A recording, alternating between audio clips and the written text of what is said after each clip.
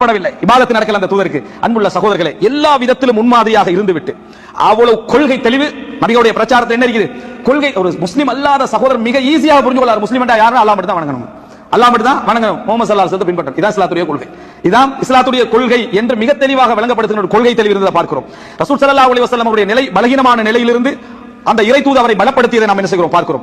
உலகத்தாருக்கு ஒரு கருணையாக அவர் இருந்ததை நாம் பார்க்கிறோம். ஒரு இறை தூது என்று சொல்கிற நேரத்தில் சில நேரங்கள்ல ஒரு பகுதி பிரச்சாரம் செய்யப்பட்டிருக்கும், பொருளாதாரம், அரசியல் அல்லது குடும்பம், இப்படி ஏதாவது பிரச்சாரம் செய்யப்பட்டிருக்கும். ஆனால் ரசூலுல்லாஹி ஸல்லல்லாஹு அலைஹி வஸல்லம் அவருடைய வரலாற்றை நாம் எடுத்துக்கொண்டோம், முன்மாதிரி எடுத்துக்கொண்டோம் சொன்னால், சாதாரண ஒன்றுக்கு ரெண்டுக்கு போகக்கூடிய ஒழுக்கத்திலிருந்து அரசியலின் கடைசி முனை வரைக்கும் ரசூல் ஸல்லல்லாஹு அலைஹி வஸல்லம் உடைய முன்மாதிரியை நாம் என்ன செய்கிறோம் பார்க்கிறோம். எந்த அளவுக்கு யூதர்கள் வெறுப்பு கொண்டார்கள். என்ன இந்த தூதர் ஹத்தல் ஹிரா ஒன்றுக்கு ரெண்டுக்கு போறதெல்லாம் படிச்சு கொடுக்கிறாரு, இப்படித்தான் போகணும், இந்த மாதிரி ஒழுக்கம் என்று சொல்லி கொடுக்கிறார், அப்படி என்று சொல்லி ஒரு நபித்தோட சந்தோஷமாக வந்து ரசூலுல்லாஹ் என்ன செய்றாரு சொல்றாரு. அதாவது வழிகாட்டலில் ஒரு முழுமையான வழிகாட்டல் என்ன வழங்கப்பட்டது பார்க்கிறோம். அதே போல ஒரு தனித்துவமான சமுதாயத்தை உருவாக்கினார். தனித்துவமான சமுதாயம் என்றால் இந்த சமுதாயம் மனிதர்கள் என்ற அடிப்படையில் மனிதர்களுடைய மனிதாபிமானம் என்ற கலந்திருக்கணும்.